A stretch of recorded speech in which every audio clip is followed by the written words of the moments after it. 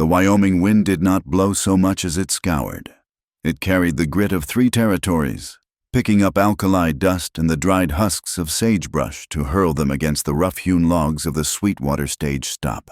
To the west, the mountains were not majestic purple sentinels, but jagged teeth biting into the belly of a sky that was too blue, too vast, and entirely indifferent to the humans who tried to live beneath it. Eli Mercer leaned against the hitching post, the wood smooth and gray under his gloved hand. He adjusted the brim of his hat, squinting against the glare, the pain in his left leg, the legacy of a horse that had panicked in a drift 3 winters back, throbbed with a dull, rhythmic ache. It made him feel older than his 34 years. It made him feel worn down, like the fence posts that leaned drunkenly along the road to town. He was waiting for a wife. The notion sat in his gut like a stone he had swallowed and could not digest. He had not wanted this. He had told himself for 5 years that he was done with the softness of women, done with the terror of loving something that this country could snap in half with a single blizzard. But the ranch was failing. The house was falling into a silence so deep it rang in his ears, and he needed help. A partner. A woman to manage the accounts and the hens and the emptiness while he tried to keep the cattle alive. The stagecoach appeared first as a brown smudge on the horizon, a darker bruise against the tan earth. Then came the sound, a low rumble that grew into the clatter of wheels and the heave of exhausted horses. Eli straightened, brushing the dust from his vest. He had worn his Sunday black coat, though the seams were white with wear and the elbows shone. He felt foolish. He felt like a man walking to the gallows who had bothered to polish his boots. The coach lurched to a halt in front of the station, the driver spitting a stream of tobacco juice into the dirt before wrestling the brake lever. The door swung open, and a cloud of dust billowed out, followed by a salesman with a sample case, a miner headed for the hills, and finally, her. Maggie O'Rourke stepped down into the Wyoming dirt. She was not what he had pictured. The letters had been practical, penned in a neat, cramped hand that spoke of sewing skills and a willingness to work. He had expected someone sturdy, perhaps a widow with the thick waist and red hands of a farm wife. Maggie was thin. That was the first thing he noticed. She was slender in a way that spoke of city hunger, not country lean. Her dress was a dark gray wool, neat and mended, but too heavy for the heat and too fine for the brush. She turned to look at the driver handing down her trunk, a single, battered thing with brass corners that had seen better days, and Eli saw her profile. It was sharp, pale, and possessed of a terrified grace. He stepped forward, his boots crunching on the gravel. "Miss O'Rourke," he said. It was not a question. His voice sounded rusty to his own ears. She turned. Her eyes were green, the color of the moss that grew on the north side of the creek stones, but they were shadowed by something dark and frantic. She looked at him, taking in the scar that cut through his left eyebrow, the dust on his coat, the stiffness of his stance. "Mr. Mercer," she replied. Her voice was low, with a distinct lilt of the Irish tenements, though she tried to flatten it. "I am Eli Mercer. I am Margaret. Maggie." She held out a hand. It was not the soft hand of a lady of leisure, nor the broad hand of a dairymaid. It was small, but the fingers were roughened, the tips pricked and calloused, needle scars, factory hands. He took her hand for a second, feeling the tremors in her skin, and then released it as if he had been burned. The silence that followed was heavy. The wind filled it, whistling through the spokes of the wagon wheels. "Let us get your trunk," Eli said abruptly. "The horses are restless." Maggie watched him heave the heavy trunk onto the back of his buckboard wagon. She clutched her reticule with both hands, her knuckles white. Internally, she was fighting the urge to turn around and climb back into the stagecoach. New York had been a nightmare of smoke, noise, and the suffocating pressure of men who thought a woman without a family was public property. But this, she looked out at the horizon. There was no end to it. The land rolled away in every direction, brown and gray and gold, broken only by the skeletal shapes of scrub oak and the distant, mocking blue of the mountains. It looked empty. It looked like a place where a person could scream, and the sound would simply evaporate, unheard. She had traded the danger of too many people for the danger of none at all. Eli secured the trunk and gestured to the seat. She climbed up, wincing as the heat of the vinyl burned through her skirts. He climbed up beside her, the bench dipping under his weight. They did not touch, but she could smell him: leather, horse sweat, tobacco, and the dry scent of sage. "We have business in town first," Eli said, gathering the reins, "the license and supplies." She nodded, staring straight ahead. "I understand." The drive into the town of Bitter Creek took an hour. It was a collection of false-fronted buildings huddled together as if for protection against the wind. A church with a peeling white steeple stood at one end, a saloon with bat-wing doors at the other, and a mercantile in between. As they rode down the main street, Maggie felt the eyes. It was a sensation she knew well from the city, the feeling of being assessed. But here, in the quiet, it was more potent. Men stopped their conversations on the boardwalks to stare. It was not a welcoming gaze. It was a mixture of curiosity and a hungry, predatory appraisal. A woman sweeping the porch of the boarding house paused, leaning on her broom. She whispered something to the woman beside her, and they both looked at Maggie's travel-stained dress and the trunk in the back. The words floated on the dry air. Mail order, bought bride.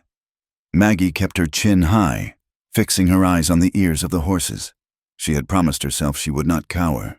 She had survived the fire that took her sister. She had survived the hungry winter that followed. She would survive these whispers.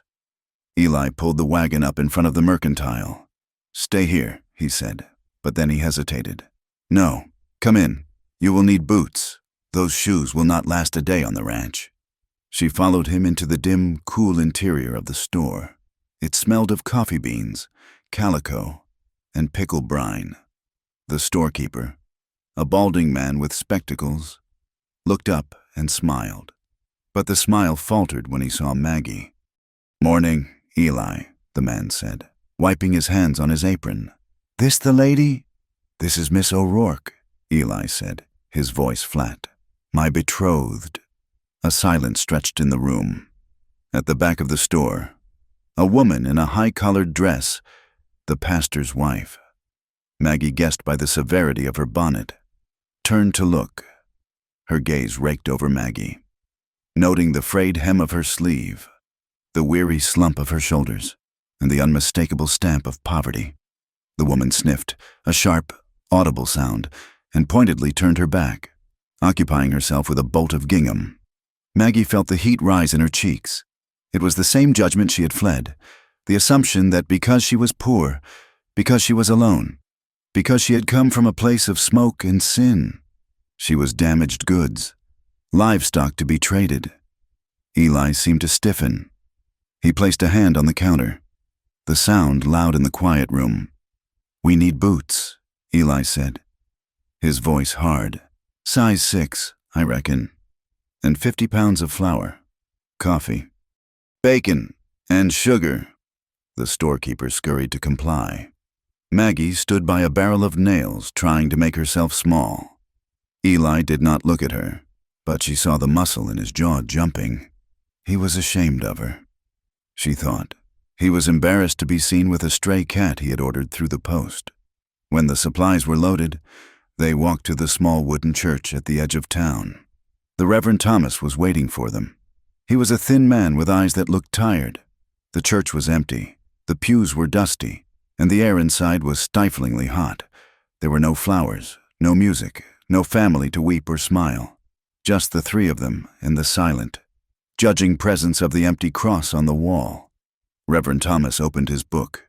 "Deeply beloved. We are gathered here," he began, the words echoing hollowly against the bare wood. Maggie looked at Eli's hands. They were large, brown, and scarred from work. They hung at his sides, clenched into fists. As the Reverend asked for the ring, Eli fumbled in his vest pocket and produced a simple gold band, thin and old. "Give me your hand," Eli said. She held out her hand. It shook. As he slid the ring onto her finger, his own hand trembled. It was a violent tremor, a shudder that ran through his arm. His skin was warm and dry, rough against her own. For a second, he didn't let go. He held her fingers, his grip tight, almost desperate. She looked up at his face, but he was staring at the ring, his expression unreadable. "I pronounce you man and wife," the Reverend said. It was done. There was no kiss. Eli simply nodded to the preacher, placed a few coins on the altar, and turned to her. "We have a long ride, Mrs. Mercer." The name felt heavy, like a winter coat she hadn't chosen. "Yes, Mr. Mercer, Eli. You should call me Eli. Eli," she repeated. The word felt strange in her mouth. The ride to the ranch took the rest of the day. They left the town behind, and with it, the last vestiges of civilization. The road became a pair of ruts winding through the sagebrush. The sun began its slow descent, turning the world into a furnace of orange and blinding gold. Maggie watched the land change. It grew wilder, rockier. The grass was sparse, brown clumps clinging to the earth. Coyotes began to sing from the ridges, their yips and howls sounding like the laughter of madmen. Is it always this quiet?" she asked, her voice small against the vastness. Eli kept his eyes on the horizon. "The wind blows mostly. When it stops, yes, it is quiet. How far is the nearest neighbor?" 10 miles to the east, the Miller place, but they moved on last winter." "So we are alone," she said. Eli glanced at her then. "We are alone." The finality of it struck her. If she screamed here, no one would come. If she ran, there was nowhere to go. She was tethered to this stranger by a piece of paper and a gold ring. They crested a rise as the sun dipped below the mountains, painting the sky in bruises of purple and red. Below them, in a shallow valley, lay the ranch. Maggie's heart sank. She had not expected a palace, but she had hoped for a home. The house was a low, sprawling structure of weathered timber, the wood bleached gray by the sun. The roof of the porch sagged dangerously on one side. The fence lines that ran out from the barn were broken in places, wire trailing in the dirt.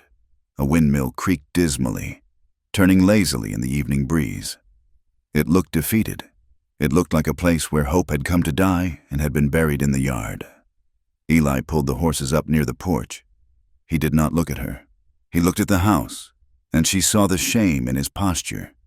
"It needs work," he said gruffly. I have not had the time. Since..." He stopped. "Since the accident. Since she died."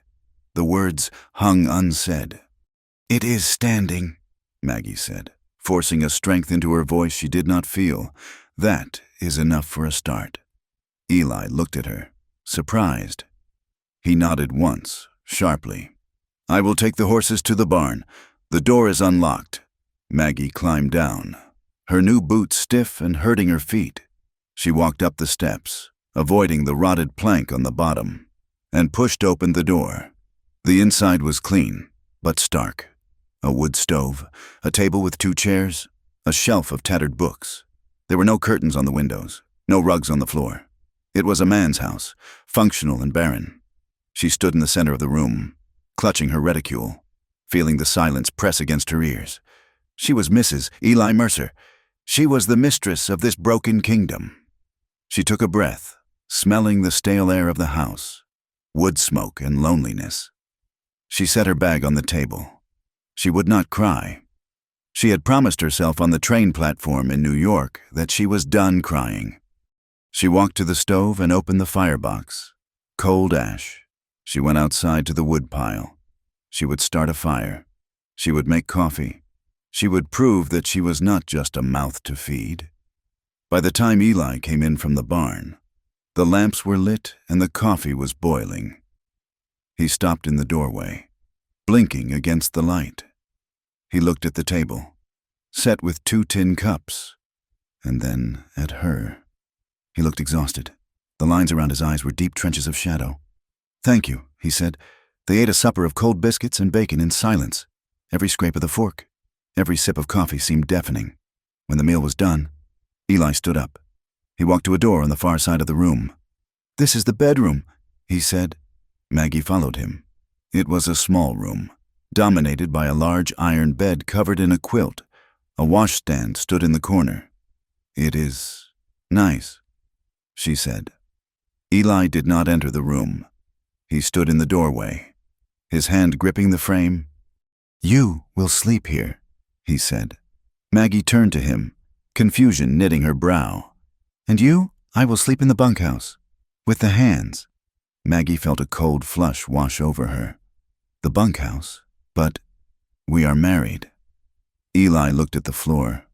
"It is better this way. You need your rest. You do not know me. It is too soon to expect." He trailed off, his face flushing a dark red under the tan. Maggie felt the sting of rejection slap her across the face. She knew what this was.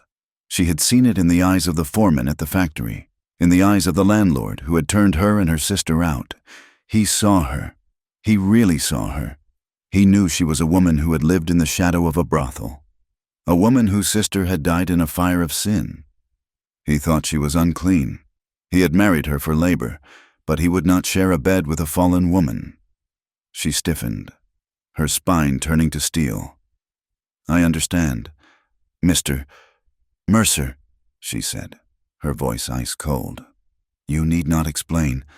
Eli looked up, seemingly about to speak, to correct her, but the wall between them was already up. He nodded. "Good night. Maggie, good night." He closed the door. She heard his heavy boots cross the main room, heard the front door open and close, and then silence. Maggie stood in the dark room. She did not undress. She sat on the edge of the bed, the springs groaning under her weight. The wind outside began to pick up, howling around the corners of the house, rattling the window pane like a thief trying to get in. She reached into her dress pocket and pulled out the locket. It was cheap brass, the metal turning green at the edges. She clicked it open. A tiny, tin-type face stared back at her, a girl with laughing eyes and a ribbon in her hair. Her sister. "Sarah, I made it. Sarah," she whispered to the picture. "I am here. I am a wife." She ran her thumb over the glass face. "He thinks I am dirt. Sarah, just like the others. But he gave me a roof. And I will work until my fingers bleed before I let him send me back. I will never go back." She snapped the locket shut and blew out the lamp. Darkness swallowed the room instantly. Outside, a coyote howled, close and sharp, and Maggie O'Rourke lay back on the strange bed, fully clothed, staring up into the blackness, listening to the wind try to tear the house down. She did not know yet that the wind was the least of her enemies. She did not know that the man sleeping in the bunkhouse was lying awake, staring at the ceiling, haunted not by her past, but by the ghost of a woman he had killed with his own stubbornness. All she knew was that the bed was cold. The room was vast, and she was more alone now than she had ever been in the crowded streets of New York. The first week on the Mercer Ranch was not a life. It was a war of attrition waged between Maggie O'Rourke and the Wyoming Territory. The enemy was not the wind or the coyotes, though they were constant companions. The enemy was the water. The well was located 300 yards from the back porch, a distance that seemed trivial until one had to traverse it 6 times a morning with 2 oak buckets sloshing against one's shins. The handle of the pump was rusted and stiff, requiring a full-body heave to draw the water up from the dark earth. Maggie learned quickly that the romance of the West was a lie told by people who had never scrubbed a man's heavy canvas trousers in a galvanized tub with lye soap that ate the skin off her knuckles. It was Tuesday, under a sun that felt like a hot iron pressing against the back of her neck. When the reality fully settled in, she was scrubbing Eli's work shirts, the water in the basin turning a murky gray. Her hands, once nimble enough to stitch lace on a silk bodice in the dim light of a New York tenement, were now red, swollen, and cracking. The dry air sucked the moisture right out of her flesh. A deep fissure had opened on her right thumb, stinging sharply every time the soapy water touched it. She paused, wiping sweat from her forehead with her forearm. leaving a streak of suds across her brow. She looked out at the horizon. It was endless. It was indifferent. It did not care that her back ached or that her skin felt 2 sizes too tight for her body. Eli was near the corral, repairing a section of fence where a spooked steer had broken the top rail. He paused in his work, leaning on the post driver, and watched her. He was too far away for her to see his eyes, but she felt the weight of his gaze. She straightened her spine. She would not let him see her slump. She would not let him think he had made a mistake in bringing her here. Eli watched the woman at the washboard. He had expected her to complain by now.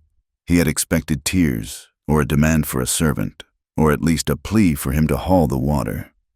But morning after morning, she marched to the well, her small boots kicking up dust, her jaw set in a line as rigid as the horizon. He felt a strange twisting in his chest. It was a mixture of admiration and guilt. He had brought her here to this hard place, to a house that was falling down and a husband who was hollowed out. He watched her wring out a heavy flannel shirt, her arms shaking with the effort. He dropped the post driver and walked toward her. His limp was more pronounced today. The dampness in the air from the coming weather made the old brake ache. "Leave that," he said as he approached. Maggie jumped, nearly dropping the shirt into the dust. She had not heard him over the scrubbing sound. She looked up, her eyes wide and guarded. "I am almost finished," she said. Eli reached out and took the wet shirt from her hands. His fingers brushed hers, rough skin against rough skin, and he saw the angry red crack on her thumb. He frowned, a deep furrow appearing between his brows. "Your hands are bleeding. It is nothing," she said quickly, pulling her hand back and hiding it in the folds of her apron. "The soap is strong. You are not used to this," he said. His voice was not unkind, but it was blunt. He hung the shirt on the line himself, securing it with a wooden peg. "I will haul the water tomorrow. I can do it. Eli, I am not an invalid." He looked at her then, really looked at her. Her face was flushed from the heat, strands of auburn hair escaping her bonnet to stick to her damp neck. There was a fire in her green eyes that startled him. "I know you are not," he said quietly, "but the water is heavy, and I need you to mend the grain sacks in the barn. That is work for nimble fingers, not brute strength." He turned and walked back to the corral before she could argue. He was retreating. He always retreated. Every time he felt the urge to offer comfort, to take her hand and look at the injury, a cold shudder slammed down in his mind. He saw Clara's face. He felt the phantom weight of a coffin. To be kind to this woman felt like a betrayal of the one he had buried. So he offered labor instead of tenderness, and walked away.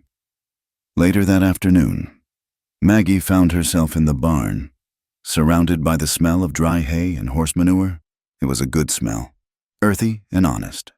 She sat on a crate, a pile of torn grain sacks at her feet, a heavy needle in her hand. The ranch hands were filtering in and out, preparing for the evening chores. There were 4 of them. Gus, the foreman, was a man in his 60s with a white mustache and a back permanently curved from decades in the saddle. Then there was Dutch, a quiet man who spoke only to horses, and a young, nervous boy named Billy. And then there was Shorty. Shorty was a man of 30 with a face like a crushed hat and eyes that were too close together. He leaned against a stall door, chewing on a piece of straw, watching Maggie sew. "So," he said, his voice loud enough to carry to the rafters, "the boss finally got his money's worth out of that catalog. Huh?" Maggie did not look up. She pushed the needle through the coarse burlap, pulling the thread tight. Shorty chuckled, looking around at the other men for approval. "I mean, $50 for a ticket and a ring. Cheaper than a prize heifer. And you get cooking thrown in." Gus, who was oiling a bridle nearby, cleared his throat. "Watch your mouth. Shorty, I'm just saying," Shorty continued, pushing off the stall and taking a step toward Maggie. "It is a business deal. Ain't that right, Mrs. Mercer? Just a business deal." Maggie stopped sewing. The barn went quiet. Even the horses seemed to stop chewing. She set the sack down on her lap and looked up at Shorty. Her face was calm, her expression unreadable. She stood up. She was a head shorter than him, but she held herself with the dignity of a queen. She walked over to where he had thrown his saddlebags on the ground. She picked them up. The leather was torn at the buckle, a jagged rip that rendered the bag useless. "Your gear is a disgrace." "Mister?" "Shorty," she said clearly. Shorty blinked, taken aback. "What? You're losing grain through this tear, and the leather is dry as a bone, if you treat your horse the way you treat your equipment. I pity the animal." She walked back to her crate, sat down, and threaded a new piece of heavy waxed twine. "Bring it here." Shorty stared at her. "What?" "I said bring it here. I can fix the tear with a double stitch. But you will have to oil it yourself. Unless you prefer to ride with gear that looks like it was chewed by a coyote." Gus let out a sharp, barking laugh. "Do as she says." "Shorty." Shorty turned red, his bluster deflating like a punctured lung. He mumbled something under his breath, picked up the saddlebags, and dropped them at her feet. "Thank you," Maggie said, not looking up. "It will be ready by supper." From the shadows of the tack room, Eli watched. He had been about to step out, to defend her, but she had not needed him. She had not cowered. She had taken the only weapon she had, her skill, and wielded it like a knife. He felt a strange swell of pride in his chest, followed immediately by that familiar, suffocating guilt. He turned and left through the back door before she could see him. The sky began to change 2 days later. It started in the west, a bruising of the horizon that looked like a storm front. But there were no clouds. The blue sky simply dissolved into a sickly, copper haze.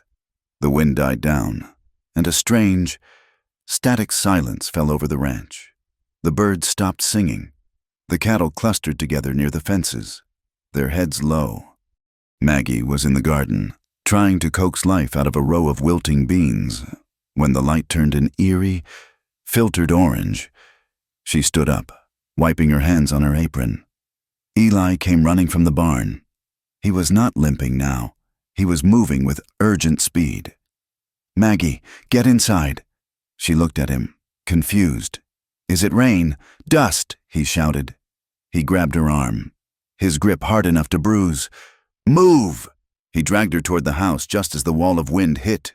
It was not air, it was solid matter. A tidal wave of brown grit slammed into the ranch. The sun vanished instantly. The world went from afternoon to midnight in the span of a single breath. They tumbled through the front door, and Eli slammed it shut. Throwing the heavy iron bolt, the sound of the storm outside was a roar, a screaming, grinding noise, as if the earth itself were being sanded down. The house shook. The windows rattled in their frames, the glass singing with the vibration. "Get the towels," Eli ordered, his voice tight. "Wet them. Put them under the door and on the window sills. Hurry." Maggie scrambled to obey. She pumped water into a basin, soaked the rags she used for cleaning, and ran to the cracks where the dust was already spurting in like dark smoke. The air in the room was instantly thick, tasting of copper and old earth. She coughed, holding her apron over her nose. Eli was pushing a heavy chest of drawers against the north door. He looked at her, his face streaked with the fine powder that seemed to materialize out of thin air. "Are you all right?" he asked. "I think so," she coughed. "How long will it last? Hours, maybe a day. We just have to wait." They sat on the floor in the center of the room, away from the windows. The lamp Eli lit cast a dim, hazy halo in the dust-choked air. It was hot. The house, sealed up tight, began to bake. They sat in silence for a long time. The roar outside made talking difficult, but the silence between them was louder. Maggie was acutely aware of him. He was sitting with his back against the table leg, one knee drawn up. He looked powerful and trapped, like a wolf in a cage. "Thank you," she said, her voice muffled by the cloth she held to her face, "for coming to get me." Eli looked at her. His eyes were the only clear thing in the room. You would have been lost in 10 feet. A man can drown in dust just as easy as water. They sat like that as the afternoon wore on into evening. The light failed completely, leaving them in the absolute dark of the storm, save for the flickering lamp. The wind howled, a demonic sound that seemed to have a voice. As night fell, the temperature plummeted. It was a peculiarity of the high plains. The heat vanished with the sun, and the wind, driving down from the peaks, turned bitter. The house, usually drafty, was now a tomb of cold air that seeped through the floorboards despite their efforts. Eli stood up and fed the last of the wood into the stove, but the wind was sucking the heat right out of the chimney. He shivered. "I will sleep here," he said, gesturing to the braided rug near the stove. "It is the warmest spot." Maggie looked at the rug. It was thin. The floorboards were freezing. "You cannot sleep on the floor. Eli, it is freezing. I have slept in snowbanks. Maggie, I will be fine." He lay down, pulling his coat over him. He turned his back to her. Maggie went into the bedroom. It was like an icebox. She could see her breath in the lamplight. She crawled under the heavy quilt, shivering violently. She lay there for 10 minutes, her teeth chattering, thinking of the man in the other room. He was stubborn. He was a fool. And he was her husband. She threw back the covers and walked to the door. Eli. He did not move. "Go to sleep, Maggie. It is too cold. The fire is dying. You will freeze. I am fine." "You are not fine," she snapped, her fear making her bold, "and I am freezing. The quilt is heavy enough for two, but not for one in this cold." Eli rolled over. In the dim light from the stove vents, his face was unreadable. "Please," she said, her voice dropping to a whisper. Just for the warmth. I do not ask for anything else." He hesitated. She saw the war in his eyes, the physical need for warmth battling the mental fortress he had built. Finally, with a heavy sigh, he stood up. He picked up his pillow. "Stay on your side," he said gruffly. "I will." They lay in the bed, the iron frame groaning as he settled his weight. They were stiff as corpses. A clear foot of space lay between them, a no-man's land of cold sheet. Maggie lay on her back, staring at the invisible ceiling. She could feel the heat radiating from him. It was a tantalizing, terrifying warmth.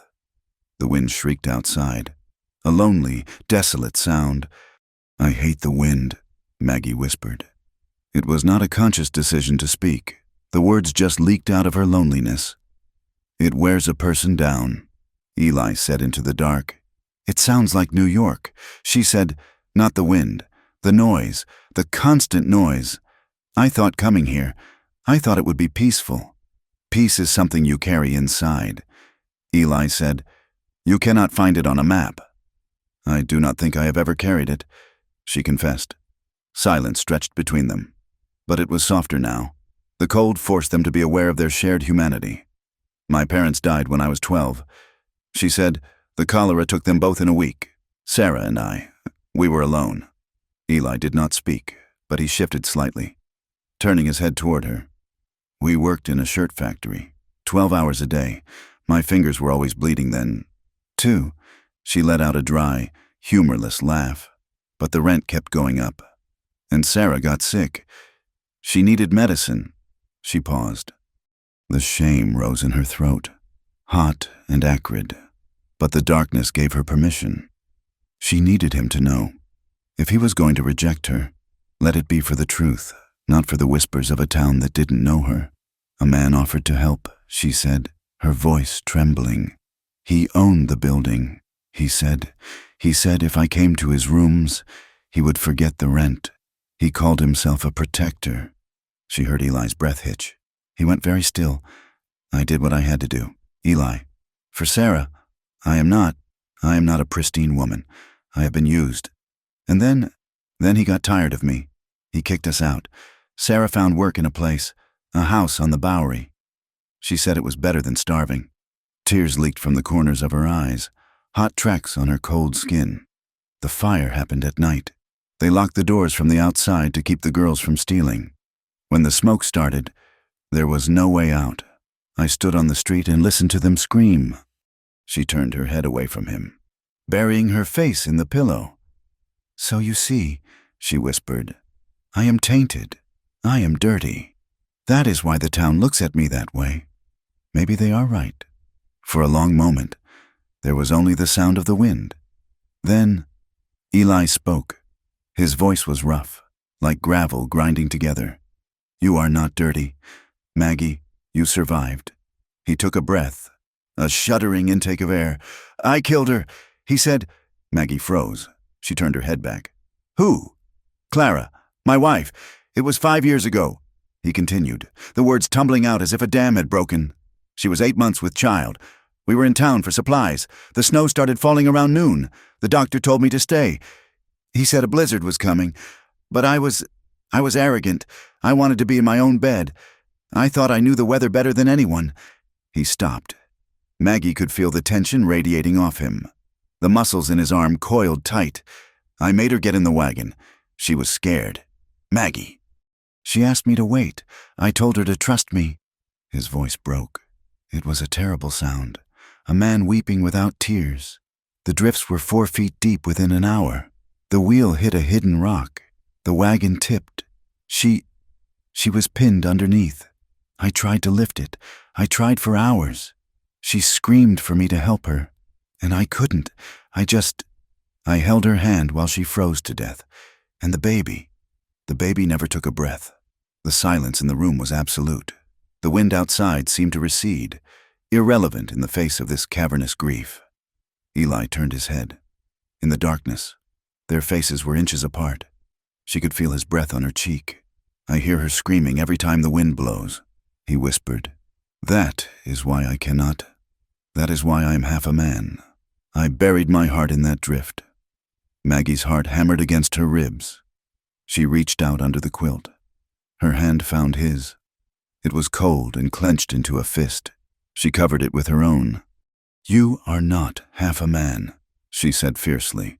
"You are a man carrying a mountain." At her touch, a shock went through him. She felt his hand spasm, his fingers opening to grip hers. It was a desperate grip, painful and urgent. He shifted, his body turning toward her. For a heartbeat, the space between them vanished. He leaned in, his forehead resting against hers. She could feel the heat of him, the smell of soap and man and sorrow. She wanted him to hold her. She wanted to bury herself in his warmth and forget the cold, the dust, and the ghosts.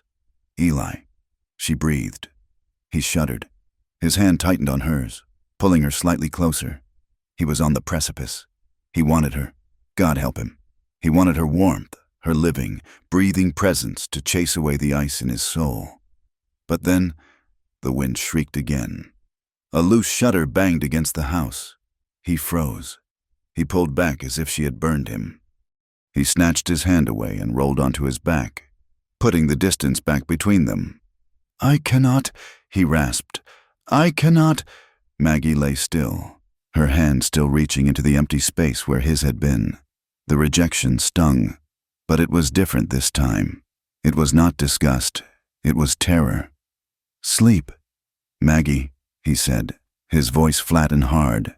She curled into herself. "Good night, Eli." He did not answer. The next morning, the wind had died.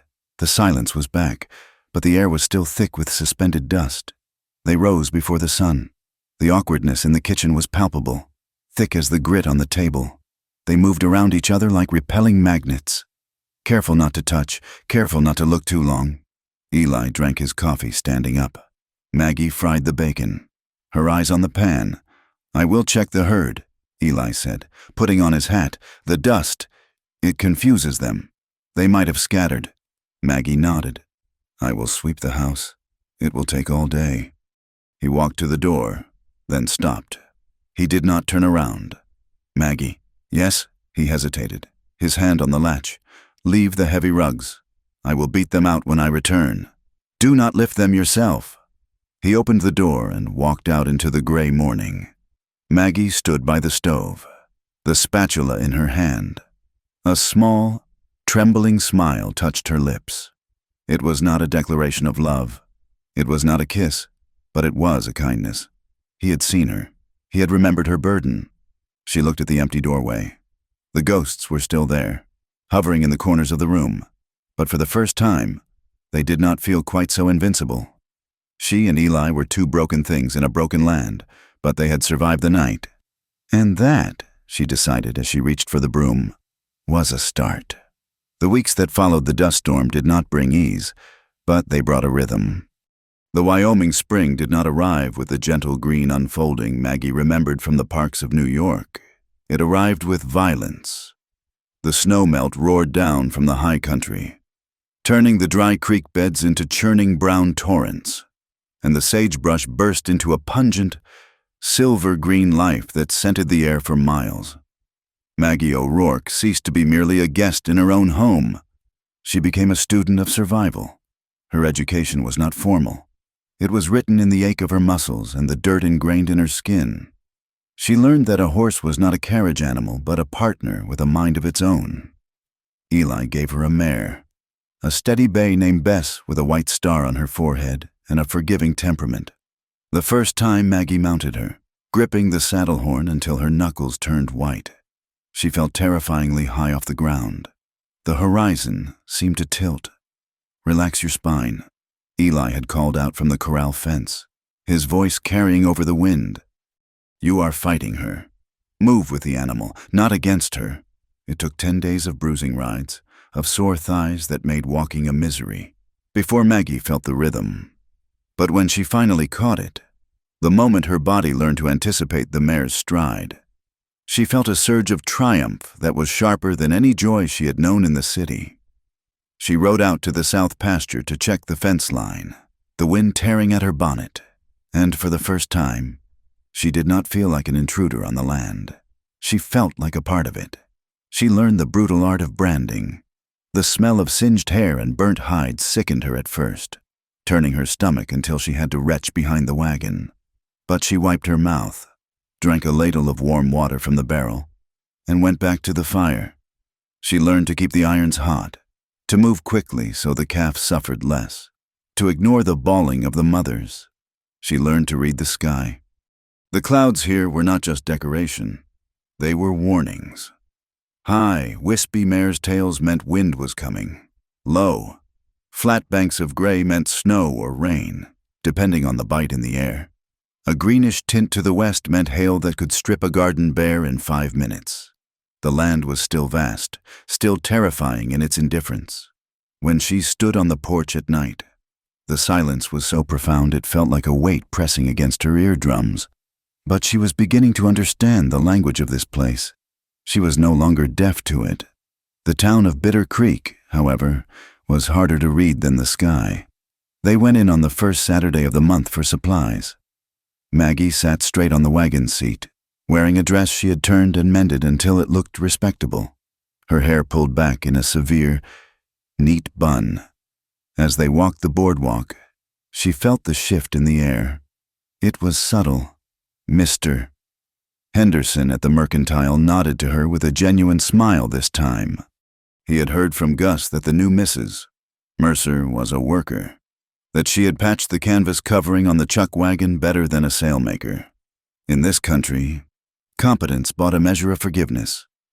"Morning, Mrs. Mercer," Henderson said, weighing out their coffee. "Heard you managed to save the early beans from the frost. That is good work. I used burlap sacks and straw." "Mr.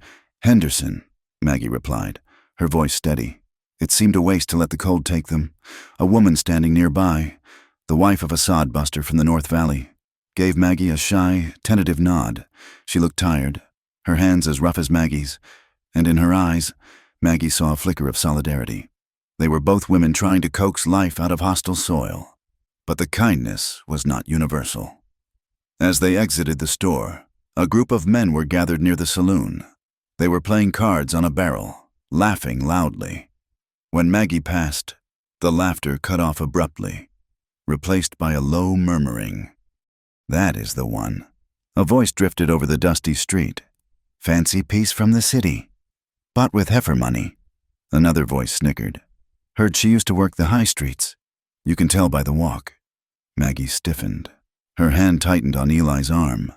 She felt his bicep turn to stone under his coat. He stopped, beginning to turn toward the men, his face darkening with a rage that terrified her. "Eli, no," she whispered urgently, pulling on his sleeve. "Please, do not. It is not worth it." He looked down at her, his jaw working. They have no right. They have tongues, she said, forcing herself to keep walking. Let them wag. If we stop, we give them power. Eli hesitated, glaring at the men until they looked away, shuffling their cards with sudden interest. Then he allowed her to lead him back to the wagon. But the poison was there. It was in the way the pastor's wife crossed the street to avoid them. It was in the way the bank teller looked at her dress, as if searching for a stain that would prove the rumors true.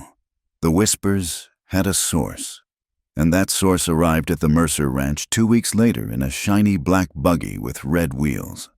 Silas Crane was a man who looked too clean for Wyoming. His suit was a dark, expensive broadcloth that seemed to repel dust. His boots were polished to a mirror's shine. He was a handsome man in a sharp, predatory way, with silvering hair and a smile that showed too many teeth. He did not come to the house. He drove his buggy right up to the barn where Eli and Maggie were sorting tools. "Eli Mercer," Silas called out, remaining in his seat. He held the reins with gloved hands. Eli stepped out of the barn, wiping grease from his hands on a rag. His limp was heavy today. "Silas," he said, "to what do I owe the honor?" "Business. Eli. Always business." Silas's eyes drifted past Eli and landed on Maggie, who was standing in the shadows of the barn door. His gaze was physical, a slow, crawling inspection that made Maggie feel as though she were standing naked in the snow. "And this must be the lady," Silas said, his voice smooth as oil. "Mrs. Mercer. Or do you prefer Maggie?" "Mrs. Mercer is fine," Maggie said, stepping forward into the light. She would not hide in the dark. Silas chuckled. "A spirited one. I like that. I heard you hail from New York, Mrs. Mercer. A very different world from our dusty little corner. I spent some time in the city myself, the theater district, the nightlife." He let the word hang there, heavy with implication. He was telling her he knew. He was telling her that he recognized the look of a woman who had been desperate. Maggie met his gaze. Her heart was hammering against her ribs like a trapped bird, but her face was a mask of calm. "I found the city crowded. Mr. Crane, I prefer the open air." Silas smiled, but his eyes were cold. "Indeed, though the open air can be dangerous for those who do not know their place." He turned his attention back to Eli, dismissing her as if she were a servant. "We need to talk. Eli, privately." Eli looked at Maggie, then back at Silas. "Go inside." "Maggie." She hesitated, wanting to stay, wanting to protect Eli from this snake, but the look in Eli's eyes was pleading. She turned and walked to the house, her back straight, feeling Silas's eyes boring into her spine every step of the way. She did not go inside. She went to the side of the house, near the open window of the parlor where Eli led Silas. She pressed her back against the rough logs and listened. "I am running out of patience." "Eli," Silas's voice came through the window, stripped of its social pleasantries. "You are 3 months behind on the note for the south section. I paid you what I had after the sale." Eli's voice was low, tight. "You know the winter was hard. The herd is thin." "The herd is thin because you manage it poorly," Silas countered. "And now you are spending money on mail-order luxuries. That is none of your concern. It is my concern when my collateral is being wasted. And there is the matter of the water rights. The creek that runs through your north pasture. I want access for my upper herd. That creek is the only water for 20 miles in that section," Eli said, his voice rising. "If I give you access, your cattle will muddy it to sludge. My stock will die. Then sell, Eli. Sell me the ranch. I will give you a fair price. You can take your little bride and go somewhere easier. California, perhaps. Somewhere people do not know about. Her history." There was a silence, a long, vibrating silence. "What did you say?" Eli asked, his voice deadly quiet. "Come now." Silas laughed softly. "I have friends in New York. A woman alone, no family, fleeing the city. Rumors follow trains. Eli, they say she came from the gutter. They say she is a public woman." "A man like you, a deacon of the church." "It does not look good. If the bank were to foreclose, the moral character of the borrower might be taken into account." "Get out," Eli snarled. Silas made a tisking sound. Emotional, as always. Think about it. Eli, the water rights, or the ranch. Or I start asking louder questions about what kind of house Mrs. Mercer lived in before she came here. Maggie heard the sound of boots, the door opening, and then Silas's buggy rattling away. She slid down the wall, burying her face in her knees. He knew. He didn't just suspect. He knew how to twist the knife. She was the weakness. She was the weapon Silas would use to destroy Eli. That evening, the sky turned a bruised purple over the western hills. The wind had died down, leaving a silence that felt heavy with unsaid words. Eli had been working on the fence since Silas left, driving staples into cedar posts with a violence that frightened the horses. He had not spoken to her. He had not looked at her. Maggie walked out to the barn. She found him not working, but standing near the back doors, staring out at the darkening land. The gap in the boards framed a slice of the prairie, miles of gray sage, the distant specks of cattle, and the overwhelming, crushing vastness of the sky. He looked small against it. His shoulders were slumped, the tension finally bleeding out of him to leave only exhaustion. Maggie stepped up beside him. She did not touch him. She simply stood there, looking out at the same emptiness. "It is beautiful," she said softly. "And terrible." Eli let out a long breath. "Silas wants the water. Maggie, he wants to bleed us dry. And he is using you to do it. I heard," she said. Eli turned to look at her, his face stricken. "You heard? I listened at the window. I am sorry." He ran a hand over his face, rubbing his eyes. "I should have protected you better. I should have sent you away the day you arrived. This place, it destroys soft things. And now he will drag your name through the mud to get to me." He turned back to the window, gripping the frame. "Maybe he is right. Maybe we should sell. I could get you a ticket to San Francisco. You could start over where no one knows." Maggie looked at his back. She saw the defeat there. He was trying to save her by sending her away. He thought she was fragile. He thought she was a victim who needed to be hidden. She looked out at the horizon. The first stars were piercing the violet sky. It went on forever. It was a land that demanded everything you had, and if you held anything back, it killed you. It's too big. She whispered. Eli froze. His heart hammered a painful rhythm against his ribs. There it was, the admission. She was breaking. It was too big, too hard, too cruel. She was going to leave him.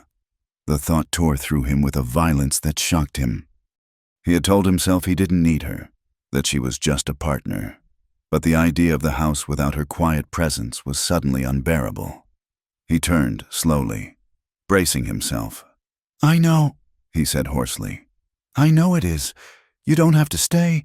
Maggie, I won't hold you to a promise made in ignorance." Maggie turned to face him. Her eyes were not filled with tears. They were filled with a fierce, burning light he had never seen before. "No, Eli, that is not what I mean." She took a step closer to him. "I mean the life," she said, her voice gaining strength. "The work, the danger. It is too big for one man to carry. You are trying to carry it all, the debt, the ranch, the guilt, me. You are trying to stand between me and the world like I am a glass doll. I am your husband," Eli said. "It is my duty. Duty be damned," she snapped. Eli blinked, stunned. "I do not need a protector. Eli, I had a protector in New York. He protected me right into a living hell." She took a breath, her hands clenching into fists at her sides. "I need a partner, a real one." She reached out and took his arm, her fingers digging into his sleeve. "Teach me, Eli. Don't just give me chores to keep me busy. Teach me the accounts. Show me where Silas is cheating us. Teach me how to shoot so I don't have to hide in the house when a stranger rides up. Teach me the water rights." "Maggie, it is dangerous." "I know," she cried. "It is all dangerous. Living is dangerous. But if I am to stay here, if I am to be your wife, do not leave me small in a life this big. I want to share the risk. I want to share the fight. I want to be equal to this land." Eli stared at her.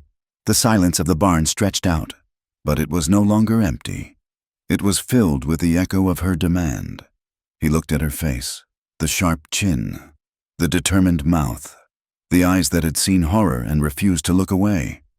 Something inside his chest, a tight, cold knot that had been there since the blizzard, began to loosen. He had spent years mourning the woman he couldn't save. He had been so busy guarding his grief that he hadn't realized a warrior had walked into his life. She didn't want his pity. She wanted his respect. She wanted to stand shoulder to shoulder with him against the wind. He let out a breath he felt like he had been holding for 5 years. "You mean it," he said softly. "You really mean it. I have never meant anything more." Eli stepped closer. The space between them, usually a carefully maintained buffer zone, collapsed. He raised his hand, his fingers trembling slightly, and brushed a loose strand of auburn hair from her cheek. His knuckles grazed her skin. It was electric. "You are stronger than I am, Maggie O'Rourke," he murmured. "No," she whispered, leaning into his touch, her eyes fluttering shut. "I am just tired of being afraid." The air in the barn shifted. The smell of hay and leather faded, replaced by the overwhelming awareness of each other. Eli looked at her mouth. It was trembling, the desire that he had been stamping down, burying under work and exhaustion, rose up like a floodwater. He lowered his head. She did not pull away. She rose on her tiptoes to meet him. The kiss was not like the stories. It was not soft. It was desperate. It was the collision of two lonely, starving people who had found sustenance in a desert. Eli's arms went around her, pulling her crushed against his chest. Maggie's hands found the back of his neck, her fingers tangling in his hair, pulling him closer. He tasted of coffee and tobacco. She tasted of something sweet and wild. He groaned low in his throat, a sound of surrender, and deepened the kiss, his mouth moving over hers with a hunger that shook them both. For a moment, the ranch, the debt, Silas Crane, it all vanished. There was only the heat of their bodies and the frantic beating of their hearts. They broke apart, gasping for air. Eli kept his hands on her waist, his forehead resting against hers. His breathing was ragged. He could feel every curve of her body against his, and every instinct he had was screaming at him to lift her up, to carry her to the hayloft, to claim this connection completely. But he stopped. He pulled back, his hands sliding down her arms to hold her hands. He looked at her, his eyes dark and dilated, but filled with a painful restraint. "Maggie," he rasped. We cannot, not like this." Maggie looked at him, her lips swollen, her chest heaving. "Why?" "Because you deserve to be courted," he said, his voice thick with emotion. "You deserve to be more than a comfort in the dark, and out of respect, for who you are, for who I'm trying to be again." He squeezed her hands. "If we do this, if we truly come together, I want it to be because we are ready, because the past is settled, not because we are afraid of the dark." Maggie felt a pang of disappointment, a physical ache of unfulfilled need, but beneath it, a warm current of gratitude. He was treating her with honor. He was giving her agency. "You are a stubborn man, Eli Mercer," she whispered, a shaky smile touching her lips. "I am," he admitted, thumbing a tear from under her eye. "But I am your partner. If that is what you want, it is what I want." "Then tomorrow," he said, straightening up and letting her hands go with visible reluctance. "Tomorrow we open the books, and I will teach you how to use the Colt." Maggie nodded. "Tomorrow." They walked back to the house in the dark, not touching, but the air between them was no longer cold. It was charged, humming with a promise that was both terrifying and beautiful. The next morning, the education of Maggie Mercer began in earnest. They sat at the kitchen table, the heavy ledger spread open between them. Eli explained the columns of figures, the price of feed, the loans Silas held, the meager profits from the last drive. Maggie listened, her brow furrowed, her finger tracing the lines.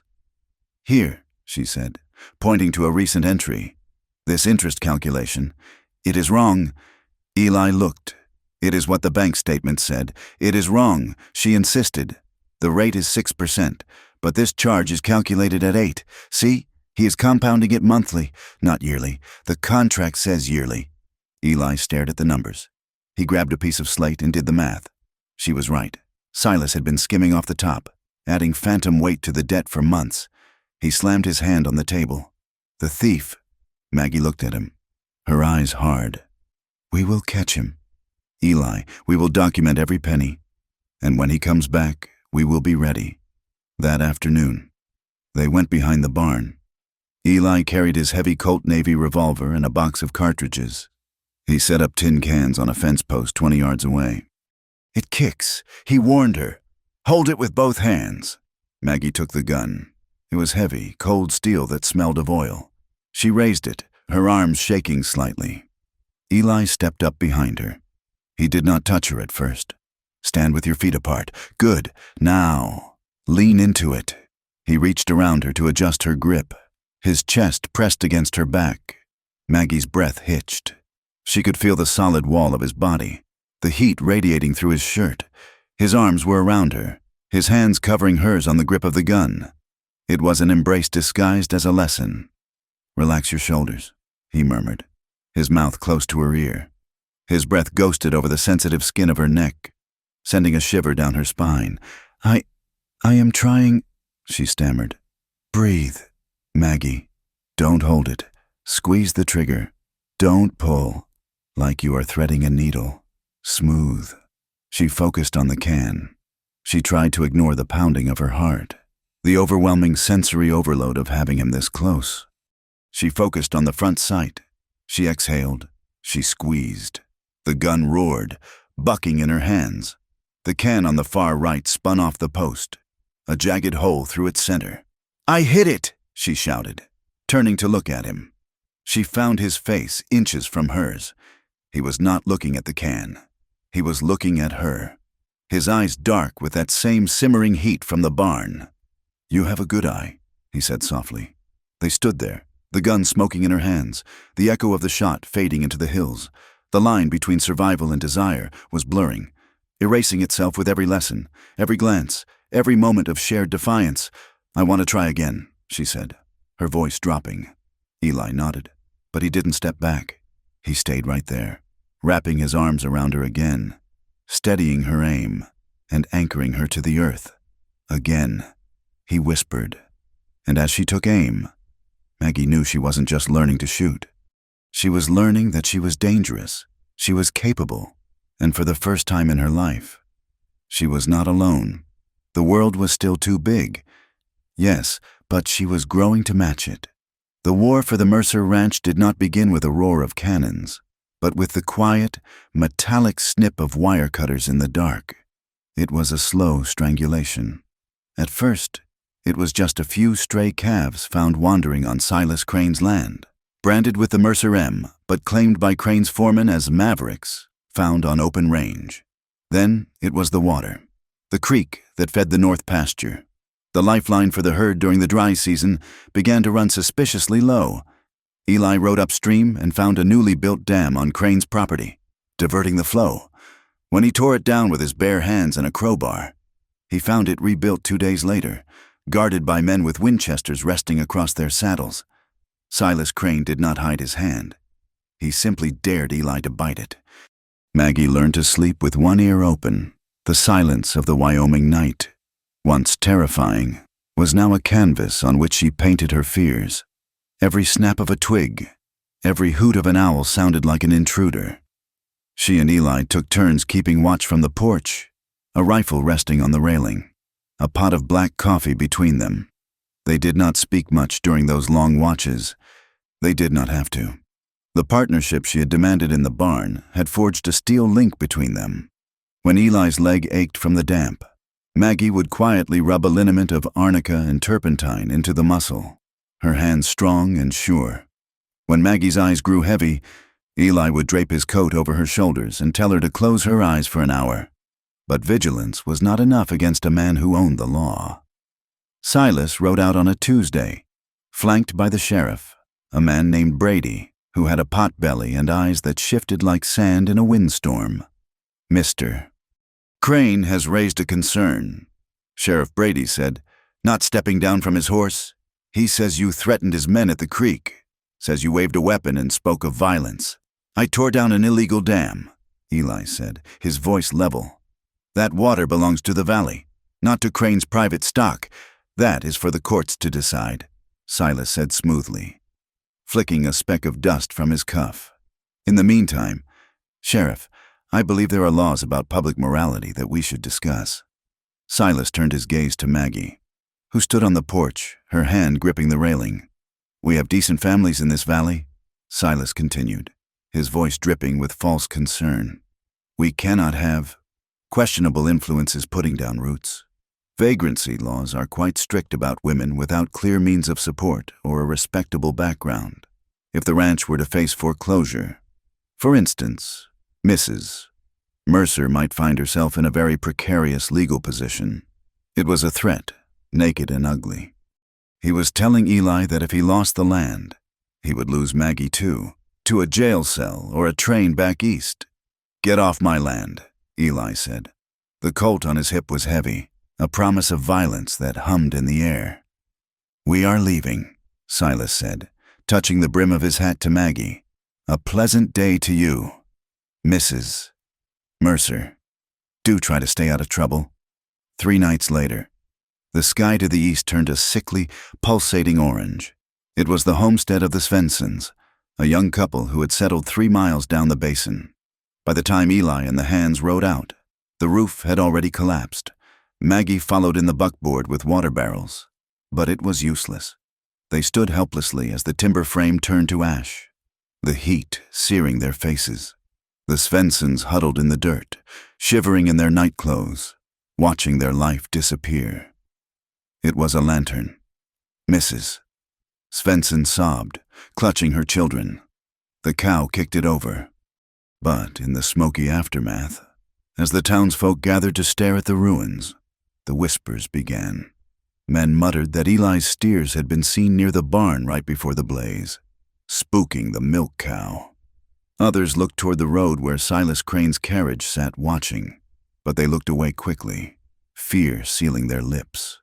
The smell of smoke hung over the valley for days. It seeped into the curtains, into the bedding, into the very pores of their skin. It was the scent of a warning. Then came the night the world broke apart. It was a moonless night, the air heavy with static. The herd was restless, lowing and shifting in the home pasture. Eli was in the barn, checking the hooves of his gelding. Maggie was in the kitchen, banking the stove. The first sound was not a gunshot, but a rumble, a deep, vibrating thrum that came up through the soles of their feet. Then came the crack of pistol fire, sharp and rhythmic, coming from the ridge above the house. Stampede. Gus yelled from the bunkhouse. Maggie ran to the porch. The darkness was alive. The herd, 200 head of terrified muscle and horn, was pouring down the slope, driven by riders firing into the air. They were heading straight for the fencing, straight for the structures. "Eli!" she screamed. He was already moving, mounting his horse bareback in the corral, shouting for the men. Turn them west, or they will hit the house." Dust choked the air, thick and blinding. The sound was deafening, the thunder of 800 hooves, the bawling of calves, the shouting of men. Maggie grabbed a lantern and ran toward the gate, waving the light, trying to spook the leaders away from the garden fence. Out of the swirling grit, a rider appeared, not one of theirs. He held a torch. He didn't throw it at the cattle.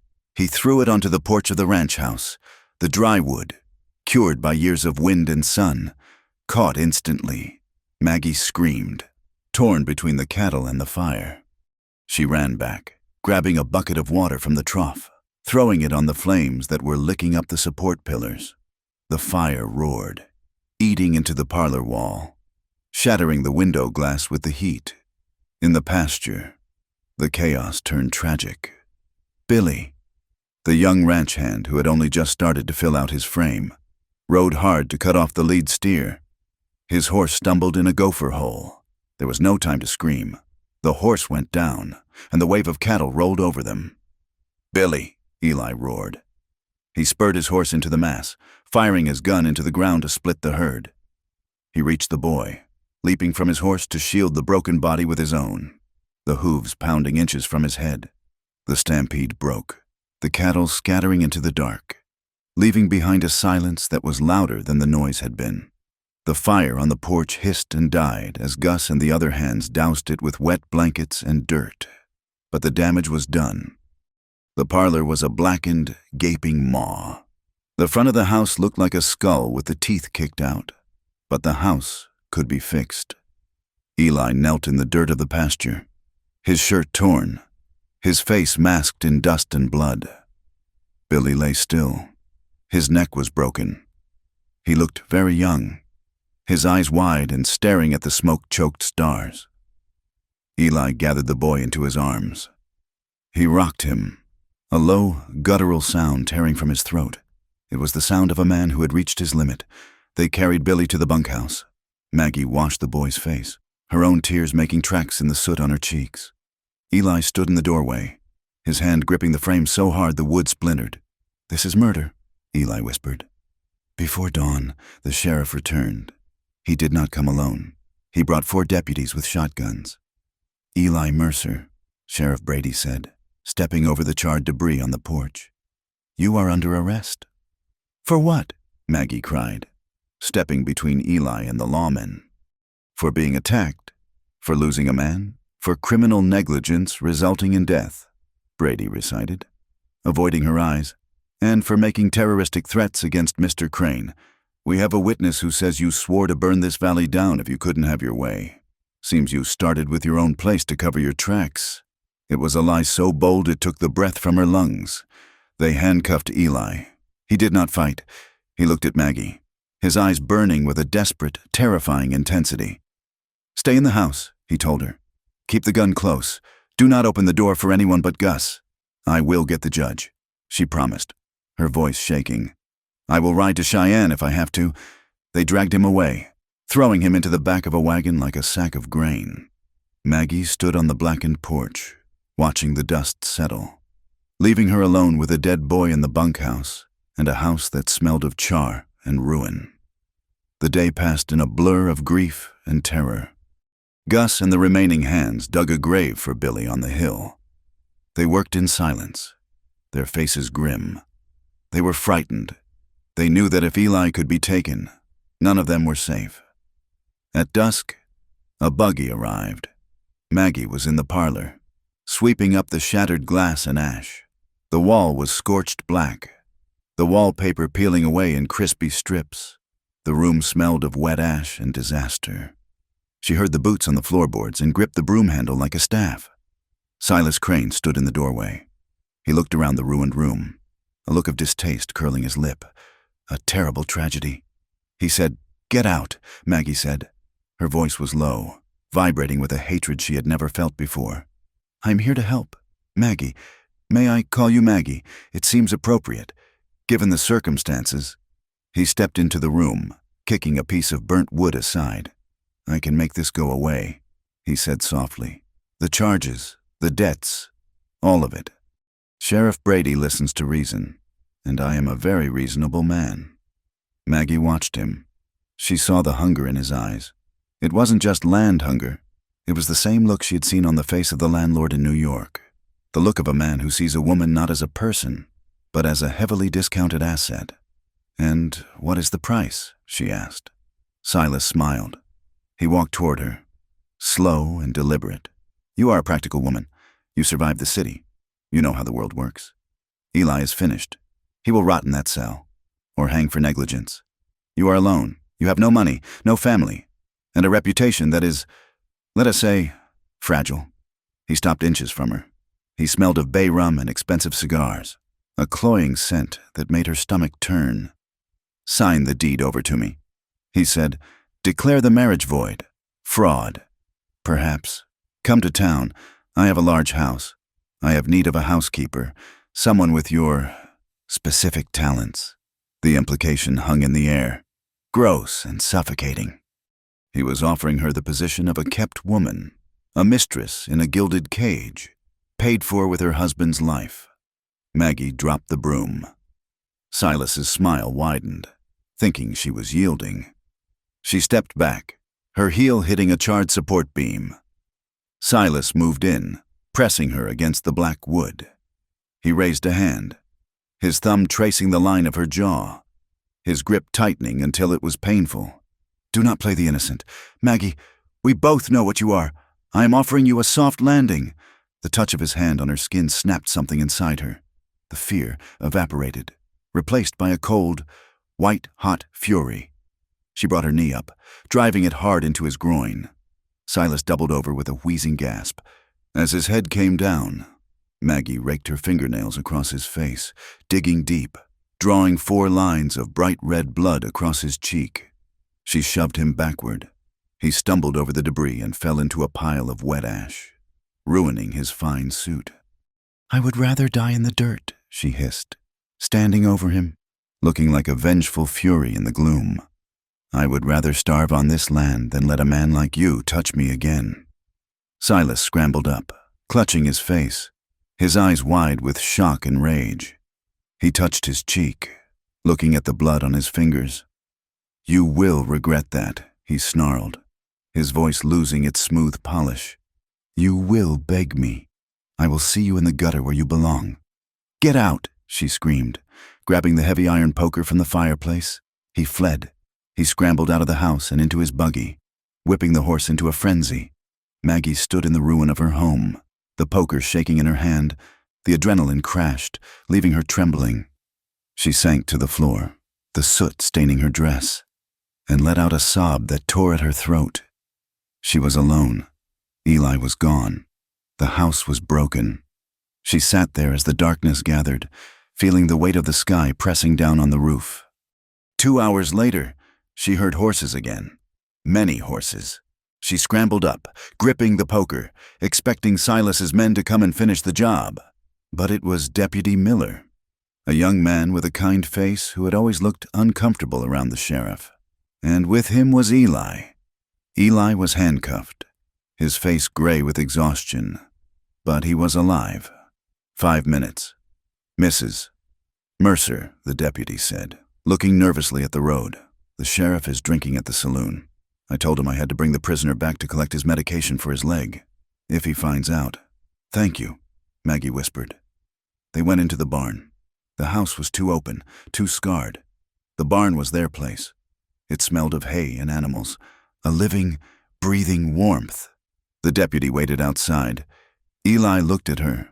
He saw the soot on her face, the tear in her dress, the wildness in her eyes. "Did he hurt you?" Eli asked, his voice a dangerous rumble. "He tried," she said. "I hurt him back." Eli let out a ragged breath. He raised his cuffed hands, reaching for her. Maggie stepped into the circle of his arms, burying her face in his neck. They clung to each other. It was not a hug. It was a collision. They held on with the desperation of people watching the water rise around them. "I am sorry," Eli whispered into her hair. "I am so sorry. I dragged you into this fire. No." She pulled back, framing his face with her hands, smearing soot on his cheeks. "We are in the fire together. You are not leaving me, Eli Mercer. Do you hear me? You are not leaving me. I don't know if I can stop them. Maggie, they have the judge, the law. Then we will fight them," she said fiercely. "But right now, I need you to know." "Know what? That I am yours. Not because of a paper, not because of the ranch. Because I choose you." She kissed him. It was a kiss that tasted of salt and ash and terror. It was a kiss that burned. Eli groaned, a sound of surrender. He pressed her back against the ladder of the hayloft. The handcuffs clinked, a sharp metallic sound that underscored the fragility of the moment. He couldn't use his hands freely, so she used hers. She pulled his shirt open, her palms flat against his chest, feeling the heavy, frantic beat of his heart. They sank down onto the pile of fresh hay. There was no coyness, no hesitation. The shadow of the jail cell, the shadow of Silas, the shadow of death, it all stripped away the pretense. They needed this. They needed to affirm life in the face of so much destruction. Eli kissed her throat, her shoulder, his face rough with stubble. Maggie held him, arching into his touch, claiming him with every breath. It was a fierce, frantic joining. It was an act of defiance, by loving each other, here in the dirt and the dark. They were proving that Silas owned nothing that mattered. He could burn the house, he could steal the cattle, but he could not touch this. The barn was filled with the sounds of their breathing, the rustle of straw, the low, desperate murmurs of a name spoken like prayers. Later, they lay tangled in the horse blankets. The barn quiet again save for the shifting of the animals. Eli's head rested on her shoulder. The handcuffs were still on his wrists. A cruel reminder. "You have to go to the federal judge," Maggie whispered, her fingers tracing the scar on his eyebrow. "In Laramie or Cheyenne. I can't leave you here alone. I can ride. Eli, you taught me. Bess is fast. I will find a way." Eli turned his head, kissing her palm. "I love you. Maggie O'Rourke, I love you. Eli Mercer." The door creaked open. "Time's up. Eli," the deputy's voice called softly, filled with regret. They stood up. They fixed their clothes with trembling hands. Eli looked at her one last time, memorizing her face in the lantern light, the strength in her jaw, the softness of her mouth, the fire in her eyes. He walked to the door, his head high. He did not look like a prisoner. He looked like a man who had something worth dying for. Maggie watched the wagon fade into the night, the red tail light bobbing like a bloody eye. She stood in the doorway of the barn, the cold wind drying the tears on her face. She went back to the house, to the burnt parlor. She picked up the iron poker she had dropped. She sat in the chair facing the door, the metal heavy in her lap. She would not sleep. She would wait for dawn, and then she would ride. The world was trying to crush them, but as she looked at the ring on her finger, glimmering in the moonlight, she knew one thing for certain. It would have to kill them to stop them. The morning after Eli was taken, the silence on the Mercer ranch was a physical weight. It pressed against the burnt timbers of the porch and settled heavy in the dust of the yard. The ranch hands moved like ghosts, speaking in low murmurs, their eyes constantly scanning the ridge for Silas Crane's riders. Maggie did not sleep. She sat in the kitchen, the heavy Colt revolver on the table beside a cup of cold coffee. She was not waiting for rescue. She was waiting for an opening. It came in the form of a rattletrap wagon driven by an old peddler named Jeremiah, a man who sold tin pots and gossip from the Dakota Territory to the Utah border. He watered his mules at their trough, oblivious to the tension until Gus explained the situation in hushed tones. Jeremiah spat tobacco juice into the dirt and looked at Maggie, who stood on the steps with her arms crossed. "There is a judge," Jeremiah rasped, wiping his mouth with a stained sleeve. "Judge Thaddeus Blackwood. He is holding circuit court in Granite Peak. That is 3 days' hard ride south. He is a federal man. Does not answer to local cattle barons or crooked sheriffs. He hangs horse thieves and bankers with equal enthusiasm. 3 days," Maggie repeated. "Through the Badlands." Jeremiah warned. "No water. Plenty of rattlesnakes. And if Crane finds out you are gone, he will send wolves after you." Maggie looked at the south horizon. It was a jagged line of gray rock and heat haze. It looked like the mouth of hell. "Thank you, Jeremiah," she said. She packed her saddlebags within the hour. Dried beef, a canteen, a jar of salve, and the box of cartridges Eli had taught her to use. Gus tried to stop her, his weathered face twisted with worry. "Mrs. Mercer, you cannot go alone. Let me send Dutch. If you send a man, Silas will notice the ranch is short-handed," Maggie argued, tightening the cinch on Bess. "He is watching you. He expects me to be a weeping widow in the house. He will not look for me on the trail until it is too late." She mounted the mare. She wore a split riding skirt she had fashioned herself and one of Eli's heavy coats. She looked down at Gus. "If I am not back in a week, tell Eli. Tell him I tried." She turned Bess toward the south and kicked her into a gallop, leaving the only home she had ever known for a wilderness that promised nothing but danger. The land changed as she rode. The rolling sagebrush plains gave way to a broken, skeletal landscape of sandstone and shale. The wind here did not blow. It hissed through cracks in the rock. The sun beat down with a hammer's force, baking the moisture from the air until every breath felt like inhaling dust. Maggie rode with her hat pulled low, her eyes squinting against the glare. Her body ached with a deep, bruising fatigue. Every jolt of the horse sent a spike of pain through her spine. But she did not stop. She thought of Eli in that cell. She thought of his hands, rough and gentle, banding the bird's wing. She thought of the way he looked at her in the barn, not as a broken thing, but as a woman whole and terrifyingly dear. That memory was the water that kept her going when her canteen ran low. By the second day, the isolation began to play tricks on her mind. The heat waves shimmering off the rocks looked like riders. The wind sounded like voices. She navigated narrow gullies where the walls rose up like prison bars, red and imposing. She crossed flats where the earth was cracked into a mosaic of parched mud, miles of nothingness where a thrown shoe would mean death. She was 10 miles from Granite Peak, navigating a narrow pass known as Devil's Throat.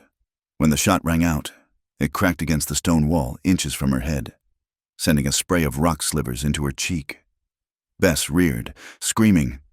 Maggie fought the reins, keeping her seat by instinct and sheer terror. She saw them then, 2 riders on the ridge above, silhouetted against the blinding sky. They were not bandits.